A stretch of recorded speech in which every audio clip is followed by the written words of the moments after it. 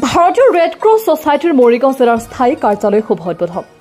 আজি মৰিগাঁৱৰ মানিকপুৰত তিৱা সাহিত্য পৰিষদৰ পুঁজিৰে নিৰ্মাণ কৰা ভাৰতীয় ৰেড ক্ৰছ ছ'চাইটিৰ মৰিগাঁও জিলাৰ স্থায়ী কাৰ্যালয় গৃহৰ শুভ উদ্বোধন কৰে মুখ্য কাৰ্যবাহী সদস্য জীৱন চন্দ্ৰ কোঁৱৰে।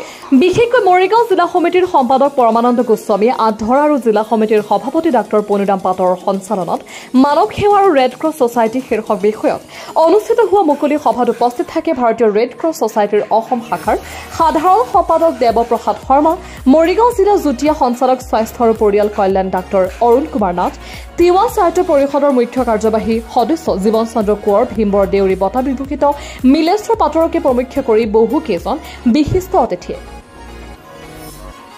কিছু মন্তব্য আছে শুনাই ল'ব বিচাৰিছো। ফালৰ পৰা মৰিগাঁও ৰেড ক্ৰছ ছ'চাইটিৰ যিটো কাৰ্যালয় আজি আপোনালোকে উদ্বোধন কৰিছে, আপোনালোকৰ পুঁজিয়ে নিৰ্মাণ কৰিছে।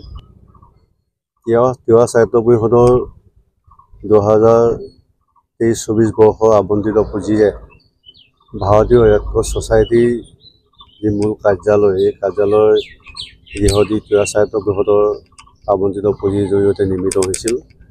আজি সেই কাৰ্যালয়টো শুভ উদ্বোধনী অনুষ্ঠান। এই শুভ উদ্বোধনী অনুষ্ঠানত উপস্থিত হৈ মই সঁচাকৈ ধন্য মানিছোঁ যে ৰেড ক্ৰছ ছ'চাইটিৰ বিষয়ববীয়াসকলে ৰেড ক্ৰছ ছ'চাইটিৰ জৰিয়তে সামাজিক যি দায়বদ্ধতা পালন কৰিবৰ কাৰণে প্ৰয়াস কৰে, তাৰ কাৰণে মই ৰেড ক্ৰছ ছ'চাইটিৰ সমূহ বিষয়ববীয়াসকলক ধন্যবাদ জনাইছোঁ। আশা কৰিছোঁ তেখেতসকলৰ যি সামাজিক দায়বদ্ধতা, এই ছ'চাইটিৰ প্ৰতি থকা যি দায়বদ্ধতা, সেই দায়বদ্ধতাক সঠিকভাৱে আগুৱাই নি অসমত বসবাস কৰা বিভিন্ন জাতি জনগোষ্ঠীৰ মাজত সামাজিক সচেতনতাবোধটো অধিক দৃঢ় কৰিবৰ কাৰণে প্ৰয়াস কৰিব। তাৰ কাৰণে মই ৰেড ক্ৰছ ছ'চাইটিৰ সমূহ বিষয়ববীয়াসকলক আহ্বান ৰাখিছোঁ। হয়, ধন্যবাদ। আজি আমি red cross society, Indian red cross society Assam শাখাৰ তৰফৰ পৰা মৰিগাঁও জিলাৰ তিৱা সাহিত্য পৰিষদক আমি বহুত ধন্যবাদ জনাইছোঁ যে আজি বহুত বছৰৰ পিছত আমাৰ মৰিগাঁও জিলা শাখাৰ কাৰণে এটি স্থায়ী কাৰ্যালয় আজি আমাৰ হ'ল আৰু তেওঁলোকৰ অনুদানৰ কাৰণে এইটো সম্ভৱ হৈছে। আপোনালোকে জানে যে গোটেই বিশ্বজুৰি ইণ্ডিয়ান ৰেড ক্ৰছ ছ'চাইটিয়ে নহয়, অকল গোটেই বিশ্বতে ৰেড ক্ৰছ ছ'চাইটি আজি 165 বছৰ ধৰি যিটো অৱদান আগবঢ়াই আহিছে, যাৰ কাৰণে এইটো ছ'চাইটিয়ে গোটেই বিশ্বত মানৱতাৰ জয়গান গাই আছে, মানুহৰ দুৰ্যোগৰ সময়ত ওচৰত গৈ উপস্থিত হৈছে। আৰু আজিৰ তাৰিখত যেনেকুৱা ধৰণে আমাৰ দুৰ্যোগ বা অন্যান্য কথাবিলাক বহুত বাঢ়ি গৈছে পৃথিৱীত, আৰু তেতিয়া ৰেড ক্ৰছৰ প্ৰাসংগিকতা আৰু বেছি বৃদ্ধি হৈছে।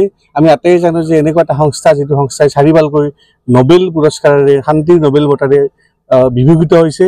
আৰু অনাগত ভৱিষ্যতেও আমি এনেকুৱা কাৰ্যসূচীৰে ভৱিষ্যতে মানুহৰ মানৱতাৰ জয়গান গাবলৈ সকলোকে আমি আহ্বান জনাম। আৰু আমি ৰেড ক্ৰছ মৰিগাঁও জিলাৰ আজিৰ নতুন কাৰ্যালয়টোৰ যোগেদি ৰেড ক্ৰছ বিভিন্ন কাৰ্যসূচীবিলাক যে বহুত বেছি ত্বৰান্বিত হ'ব।